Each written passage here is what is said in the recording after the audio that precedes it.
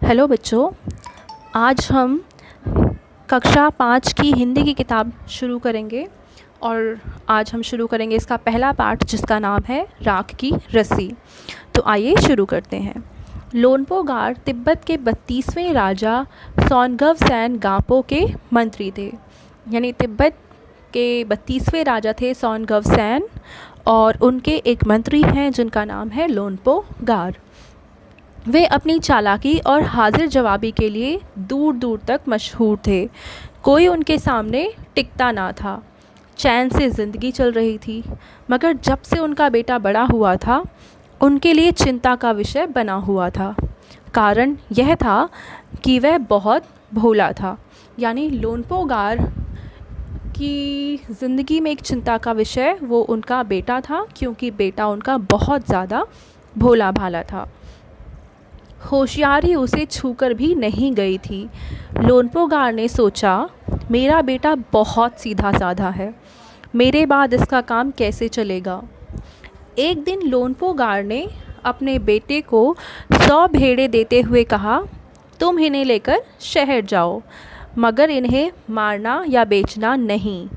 इन्हें वापस लाना जो 100 जौ के बोरों के साथ। यानी लोनपो गार ने अपने बेटे को 100 भेड़ों के साथ शहर भेज दिया और कहा कि ना तुम्हें इन्हें मारना है और ना ही इन्हें बेचना है, और वापस आते समय इन भेड़ों के साथ साथ 100 जौ के बोरे भी साथ लेकर ही आना तुम, वरना मैं तुम्हें घर में नहीं घुसने दूंगा। इसके बाद उन्होंने बेटे को शहर की तरफ रवाना किया। लोनपो गार का बेटा शहर पहुंच गया, मगर इतने बोरे जौ खरीदने के लिए उसके पास रुपए ही कहाँ थे। वह इस समस्या पर सोचने विचारने के लिए सड़क किनारे बैठ गया। यानी वो शहर तो पहुंच गया, लेकिन जौ खरीदने के लिए लोनपो गार के बेटे के पास पैसे नहीं थे, और अब वो जौ कैसे खरीदेगा यही वो सोचने लग गया। मगर कोई हल उसकी समझ में नहीं आ रहा था। वह बहुत दुखी था। तभी एक लड़की उसके सामने आ खड़ी हुई। क्या बात है, तुम इतने दुखी क्यों हो? लोनपो गार के बेटे ने अपना हाल कह सुनाया। इसमें इतना दुखी होने की कोई बात नहीं, मैं इसका हल निकाल देती हूँ।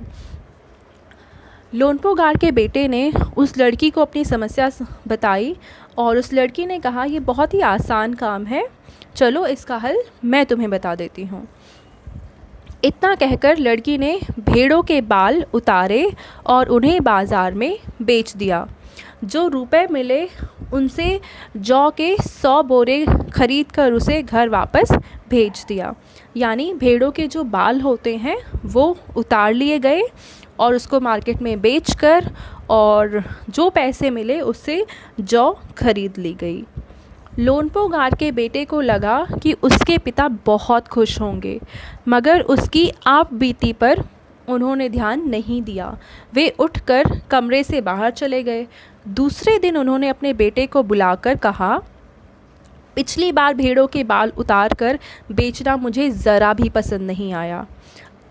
अब तुम दोबारा उन्हीं भेड़ों को लेकर जाओ, उनके साथ जौ के 100 बोरे लेकर ही लौटना। यानी लोनपो गार को ये बात बिल्कुल पसंद नहीं आई कि उसके बेटे ने भेड़ों के बाल निकाल दिए हैं। अब उसने अपने बेटे को वापस शहर भेजा और कहा कि इस बार ये गलती मत करना और साथ ही साथ जौ साथ में लेकर ही आना। एक बार फिर निराश लोनपो गार का बेटा शहर में उसी जगह जा बैठा। ना जाने क्यों उसे यकीन था कि वह लड़की उसकी मदद के लिए ज़रूर आएगी, और हुआ भी कुछ ऐसा ही। वह लड़की आई। यानी शहर जाने पर लोनपो गार के बेटे को वो लड़की वापस से मिल गई। उसने अपनी मुश्किल कह सुनाई। अब तो बिना जौ के 100 बोरों के मेरे पिता मुझे घर में नहीं घुसने देंगे। लड़की सोचकर बोली, एक तरीका है। उसने भेड़ों के सींग काट लिए, उन्हें बेचकर जो रुपए मिले उनसे 100 बोरे जौ खरीदे। यानी इस बार बाल नहीं निकाले बल्कि सींग को काट लिया गया और उससे जौ खरीद ली गई। बोरे लोनपो गार के बेटे को सौंपकर लड़की ने उसे घर भेज दिया। भेड़े और जौ के बोरे पिता के हवाले करते हुए लोनपो गार का बेटा खुश था। यानी अब लोनपो गार का बेटा घर पहुंचा और उसने भेड़ों को और जौ को अपने पिता को सौंप दिया, यानी उनको दे दिया। उसने विजयी भाव से सारी कहानी कह सुनाई। सुनकर लोनपो गार बोले, उस लड़की से कहो कि हमें 9 हाथ लंबी राख की रस्सी बना कर दे। उनके बेटे ने लड़की के पास जाकर पिता का संदेश दोहरा दिया। यानी लोनपो गार ने अपने बेटे को कहा कि उस लड़की को बोलो कि मुझे राख की रस्सी दे, वो भी 9 हाथ की। लड़की ने एक शर्त रखी, मैं रस्सी बना तो दूंगी मगर तुम्हारे पिता को वह गले में पहननी होगी। लोनपो गार ने सोचा ऐसी रस्सी बनाना ही असंभव है, इसलिए लड़की की शर्त मंजूर कर ली। लोनपो गार को लगा कि राख की रस्सी तो बन ही नहीं सकती है, इसीलिए उसने उस लड़की की ये शर्त मान ली कि राख की रस्सी को वो गले में पहनेंगे। अगले दिन लड़की ने 9 हाथ लंबी रस्सी ली, उसे पत्थर के सिल पर रखा और जला दिया। यानी लड़की ने एक रस्सी ली और उसको जला दिया। रस्सी जल गई मगर रस्सी के आकार की राख बच गई। यानी रस्सी तो पूरी तरह से जल गई, लेकिन राख वैसी की वैसी जैसे रस्सी थी उसी आकार में राख ज़मीन पे पड़ी रही। इसे वह सिल समेत लोनपो गार के पास ले गई और उसे पहनने के लिए कहा। लोनपो गार रस्सी देखकर चकित रह गए। वे जानते थे कि राख की रस्सी को गले में पहनना तो दूर, उठाना भी मुश्किल है, क्योंकि वो राख थी और उसको उठाने से वो जहाँ से उठाते वहीं से टूट जाती। तो इसको पहना ही नहीं जा सकता था, बल्कि इसे उठाया भी नहीं जा सकता था। हाथ लगाते ही वह टूट जाएगी। लड़की की समझदारी के सामने उनकी अपनी चालाकी धरी रह गई। बिना वक्त गंवाए लोनपो गार ने अपने बेटे की शादी का प्रस्ताव लड़की के सामने रख दिया। धूमधाम से उन दोनों की शादी हो गई। लोनपो गार ने देखा कि लड़की बहुत ज़्यादा होशियार है और इसलिए उन्होंने उस लड़की से वो काफ़ी इम्प्रेस हुए और अपने बेटे की शादी उस लड़की से करवा दी। अब चलिए हम इसके प्रश्न देखते हैं। पहला प्रश्न है, तिब्बत के मंत्री अपने बेटे के भोलेपन से चिंतित रहते थे, यानी परेशान रहते थे कि उनका बेटा बहुत ज़्यादा भोला है। तो इसका फर्स्ट पार्ट यानी का भाग है, तुम्हारे विचार से वे किन किन बातों के बारे में सोचकर परेशान होते थे। और दूसरा, तुम तिब्बत के मंत्री की जगह होती तो क्या उपाय करती। तो पहला है कि लोनपो गार को बहुत चिंता थी कि उसके बाद उसके बेटे का कौन ख्याल रखेगा। कोई भी उसे बेवकूफ़ बना के चला जाएगा क्योंकि वो बहुत भोला भाला है, तो आगे का जीवन उसका बहुत ज़्यादा कष्टमय होगा, कठिन होगा। यही सोचकर लोनपो गार बहुत ज़्यादा दुखी रहा करते थे। और दूसरा है कि अगर आप लोनपो गार की जगह होते तो आप क्या करते। अब क्योंकि हर इंसान इस प्रश्न का आंसर अलग अलग कर सकता है, तो ये आप लोग खुद करें और सोचें कि आप अगर मंत्री होते और आपका बेटा ऐसा होता बहुत भोला भाला, तो आप क्या करते।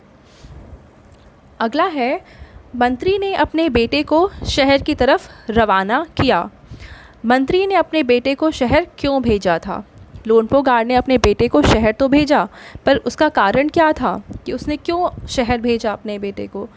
तो वो चाहता था कि वो शहर जाए, कुछ दुनियादारी सीखे, जीवन कैसे चलता है, कैसे ये दुनिया चलती है वो देखे समझे और उसमें भी चालाकीपन थोड़ी सी आ जाए, जिससे वो इस दुनिया में लोनपो गार के बाद भी अच्छे से रह पाए। अगला पार्ट है, उसने अपने बेटे को भेड़ों के साथ शहर में ही क्यों भेजा। और इसका उसके वाला पार्ट है, तुम्हारे घर के बड़े लोग पहले कहाँ रहते थे। तो ये सी पार्ट तो इसका ये है कि आप अपने पेरेंट्स से बातचीत करेंगे और फिर आप इसका आंसर करेंगे कि वो कहाँ रहते थे। आस पड़ोस में किसी ऐसे व्यक्ति के बारे में आपको पता करना है जो किसी दूसरी जगह से आकर बस गया हो, तो उनकी अपने एक्सपीरियंसेस आपको शेयर करने हैं। क्वेश्चन नंबर 2 है, जौ एक तरह का अनाज है जिसे कई तरह से इस्तेमाल किया जाता है। इसकी रोटी बनाई जाती है, सत्तू बनाया जाता है और सूखा भूनकर भी खाया जाता है। अपने घर में और स्कूल में बातचीत करके कुछ और अनाजों के नाम बताओ। तो यहाँ पे 2 अनाज लिखे हुए हैं, गेहूँ और जौ। आपको इसके अलावा और भी अनाज जो भी आपके दिमाग में आ रहे हैं, जो भी आपको पता है, या आप अपने पेरेंट्स से डिस्कस करके यहाँ पे और दूसरे अनाज के नाम लिख सकते हैं। अब इसके आगे जो है वो ग्रामर शुरू हो जाती है, संज्ञा वगैरह, तो इसको हम नेक्स्ट क्लास में डिस्कस करेंगे। Thank you.